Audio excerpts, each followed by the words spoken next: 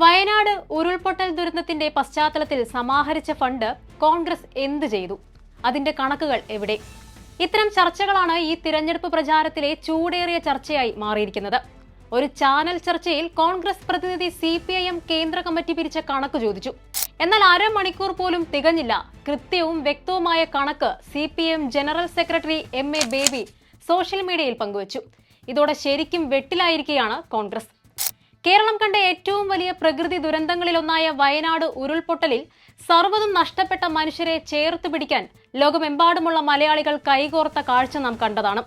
ആ ദുരിതാശ്വാസ പ്രവർത്തനങ്ങളിൽ തുടക്കം മുതൽ ഒടുക്കം വരെ ആത്മാർത്ഥതയോടെയും രാഷ്ട്രീയ കൃത്യതയോടെയും നിലകൊണ്ടത് ഇടതുപക്ഷവും അത് നേതൃത്വം നൽകിയ സർക്കാരുമാണ്. ഇപ്പോൾ ദുരന്തത്തിന്റെ പേരിൽ സമാഹരിച്ച ഫണ്ടിന്റെ കാര്യത്തിലും ആ സുതാര്യതയും വിശ്വസ്തതയും CPIM തെളിയിച്ചിരിക്കുകയാണ്. വിവാദങ്ങൾ കൊടുമ്പിരി കൊണ്ടിരുന്ന കാലങ്ങൾക്ക് ശേഷം പാർട്ടിയുടെ പക്കലെത്തിയ ഓരോ പൈസയുടെയും കണക്ക് കൃത്യമായി പുറത്തുവിട്ടതിലൂടെ രാഷ്ട്രീയ ധാർമ്മികതയുടെ ഉന്നത മാതൃകയാണ് ഇപ്പോൾ ഉയർത്തിപ്പിടിക്കുന്നത്. ദുരന്ത സമയത്ത് സമാഹരിച്ച മുഴുവൻ തുകയും മുഖ്യമന്ത്രിയുടെ ദുരിതാശ്വാസ നിധിയിലേക്ക് കൈമാറിയതായി CPIM കേന്ദ്ര കമ്മിറ്റി അംഗം MA ബേബി അറിയിച്ചു. വെറും ഒരു പ്രസ്താവനയിൽ ഒതുക്കാതെ അതിനുള്ള ബാങ്ക് രേഖകളും രസീതുകളും പാർട്ടി ഇതിനോടകം പരസ്യപ്പെടുത്തുകയും ചെയ്തു. 2025 മാർച്ച് 21-ന് 92 ലക്ഷം രൂപ മുഖ്യമന്ത്രിയുടെ ദുരിതാശ്വാസ നിധിയിലേക്ക് നൽകുകയും ചെയ്തു. മെയ് 26-ന് സമാഹരിച്ച ബാക്കി തുകയായ 99,000 രൂപയും കൈമാറി. പഞ്ചാബ് ആൻഡ് സിന്ധ് ബാങ്കിലെ പ്രത്യേക ബാങ്ക് വഴിയാണ് ഈ ഇടപാടുകളെല്ലാം നടന്നതും.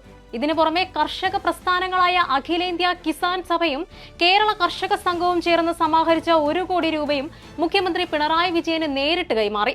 പിരിച്ചെടുത്ത പണം കൃത്യമായി സർക്കാർ സംവിധാനത്തിലേക്ക് എത്തിയെന്ന് ഇതിനോടകം ഉറപ്പുവരുത്തുകയും ചെയ്തു. ഇതോടെ ഭരണ സംവിധാനത്തോടുള്ള വിശ്വാസ്യതയും ഉത്തരവാദിത്വവും ഇടതുപക്ഷവും ഉറപ്പിച്ചു കഴിഞ്ഞു. എന്നാൽ CPIM കണക്കുകൾ കൃത്യമായി പുറത്തുവിട്ടതോടെ കോൺഗ്രസ് അഡപടലം വെട്ടിലായിരിക്കുകയാണ്. വയനാടിന്റെ പേരിൽ കോൺഗ്രസും യൂത്ത് കോൺഗ്രസും ചേർന്ന് വൻതോതിൽ പണം പിരിച്ചെടുത്തു. 150 കോടി രൂപ ഇത്തരത്തിൽ പിരിച്ചെടുത്തതായി അനൌദ്യോഗികമായി കോൺഗ്രസിനുള്ളിലുള്ളവർ തന്നെ സമ്മതിക്കുകയും ചെയ്തിട്ടുണ്ട്. ആ തുക എന്ത് ചെയ്തു എന്ന ചോദ്യത്തിന് ഇതുവരെ കൃത്യമായ മറുപടി നൽകിയിട്ടുമില്ല. KPCC പ്രസിഡന്റിന്റെയും പ്രതിപക്ഷ നേതാവിന്റെയും ജോയിന്റ് അക്കൗണ്ടിലാണ് പണം ഉള്ളതെന്നായിരുന്നു VD സതീശൻ നേരത്തെ അവകാശപ്പെട്ടത്.